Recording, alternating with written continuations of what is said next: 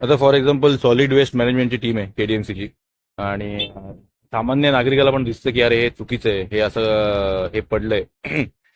तर त्या टीमला स्वतःहून पुढे येऊन ही कामं केली पाहिजे. हे जे टाईल्स पडले आहेत, हे जे घाण पडली आहे, हे जी दगडं पडली आहेत, ही त्यांनी स्वतः उचलली पाहिजे.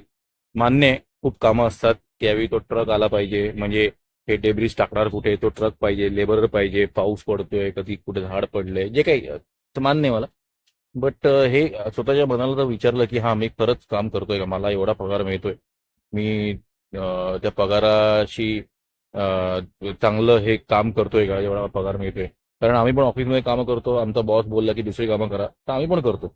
आम्ही असं म्हणत नाही की माझं काम नाहीये, मी करणार नाही. तर आमची एक अशी रिक्वेस्ट सगळ्यांना, म्युन्सिपाल्टीवाल्यांना, फक्त सॉलिड वेस्ट मॅनेजमेंट नाही, कचरा व्यवस्थापन सगळं खूप छान काम करत तुम्ही, आम्ही बघतो रोज कचरे उचलतात, हे सगळं उचलतात. बट एकदा स्वतःच्या मनाला विचारा, कन्सायन्सला विचारा की हे काम खरंच मी चांगलं करतोय का, आणि अजून चांगलं कसं करू, असं आमची रिक्वेस्ट आहे.